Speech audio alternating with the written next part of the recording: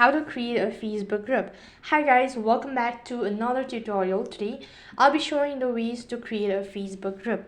So in order to create a Facebook group, first thing first, make sure that you already have a Facebook account, and also make sure that your device is connected to an internet service. Once you open up or log into your Facebook account, it's going to take you to the home page. So the interface is going to look something like this. So right on this page, click the toolbar icon from the top left. Here you'll be able to see the shortcut menu. On this page, go ahead and tap the groups button, and after that you'll need to go ahead and select the list of tabs. So after that you'll be able to find multiple tabs, so click on your groups. Once you tap on your group, it's going to take you to this kind of interface. So to create a group, go ahead and tap the create button located in the bottom right hand side corner.